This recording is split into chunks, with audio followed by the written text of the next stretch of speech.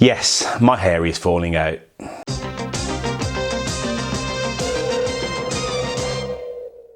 Now, before I start, the reason why it's been so long since my last video is because of some of the impact of what's going on in the world at the moment. I hope all of you are taking all the proper precautions and measures that your government has told you to keep yourself and everyone else around you safe. We are now on day 24, which is around about 3.5 weeks. So let me tell you about some of the things that's happened since I last saw you. After I got back from Istanbul, I had about 5 days off work. I felt this was essential for 2 reasons. One, being my hair needed more time to heal, and 2, I wasn't really sure how I'd feel about people being around me with my head looking like it did. Do you know Sloth from the Goonies? It was massive. Hey, you guys! I also guessed that I'd be losing a bit more sleep, so didn't want the stress of that and work and everything on top of me. So when it came to the first 10 days of washing my hair after the procedure, I found this really simple and easy to do. Now, the only part of my head that gave me any discomfort was the back of my head, and I actually felt that this was due to the fact that I was sleeping on my back and it may have rubbed in the night, so that was the only area that really gave me any real jip. Now, as you can see, my hair is still pretty pink and will be for the foreseeable. You can even see the hairline there. But it took around about 5 days for that extreme raw redness to come down and just completely chill out. Using the shampoos, using the lotions, they really helped. That was really perfect for me because I'd taken 5 days off work. Now, because I told the whole world and his dog that I was getting a transplant, when I went back to work, it was only really one day people were asking questions, but after that, I was so confident to have my hair on show, out there, and I was really confident with it. I understand completely everyone's different. Some people want no one to know, but you know what? A man's got to do what a man's got to do. Towards day 11 and day 12, your scabs really start to build up and become a lot more flaky, but I urge you, do not touch them, do not mess with them until day 13 and 14. Now, on day 13 myself, I was advised to massage off the scabs. I'll quickly show you the actual motion I was told to do. So literally, the scabs were over here and I was told just to kind of put slight pressure on it in a circular motion and let the scabs just fall off into the sink. To be fair, I feel like some fell off then actually. Weird.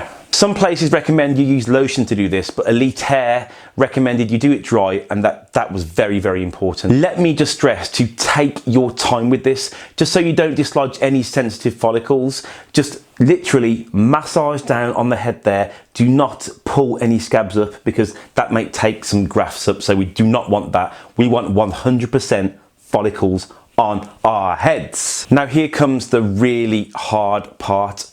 Your hair is going to fall out. Now, when I was taking off my scabs and subsequently the wash afterwards, I reckon hundreds and hundreds of hairs come off and wash down the plug hole. It's such a traumatic experience because every single minute of every single day, you're thinking about your hair and how it's going to look. And when the hairs come off, it's a tough thing to swallow. All I can say about this is just don't stress, don't panic. It's supposed to happen. Well, so I've been told anyway. And if we worry about it, if we stress about it, then who knows, maybe more hair will come out. Now, we've seen the videos on YouTube of people's hair falling out.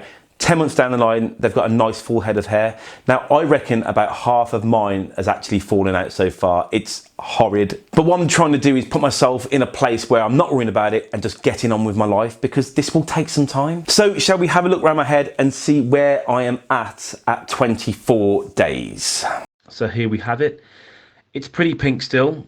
So from a distance, it looks like you've got a full hairline, but when you look up close, you can see how much has actually fallen out. And for some reason, I've got quite a few spots on my forehead. I don't usually get spots, so I'm guessing it's something to do with the healing process of the head.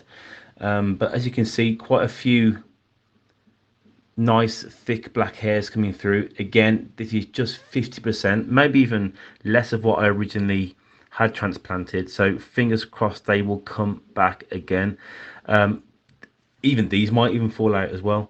And also, this is the area that I'm going back to Istanbul for a second transplant, fingers crossed, all being well. As you can see, I've taken this in full sunlight just so you can see exactly what we've got. And I think the back of my head is looking pretty good. It's still red, it's still pink, but I think all in all it's healing pretty well from the trauma that it would have had. And this is the side. Look at those lovely grey hairs coming through. Again, I think it's looking pretty good, healing pretty well. Remember, this is only 20 odd days after the transplant. So far I think I'm pretty happy. Now, to give you peace of mind and to make sure everything's going well for them and for us, Elite Hair give us a number, a WhatsApp number, and you can send message to them, and also you can send them photos of how your hair transplant is getting on. I did this on a daily basis and they were really happy to kind of message me and to make sure everything was okay and to put my mind completely at rest. That's it from me now. If you have any more questions, just comment below and I'll get back to you ASAP. Don't forget to like and subscribe to keep up to date with my recent videos. Also, this is video number 4 and I've mentioned Elite Hair numerous amount of times now. So what I'll do is pop a link in the description below and you can go and have a little look. And if you do happen to WhatsApp them and happen to message George, tell him that Michael said hi. I'll see you in a bit.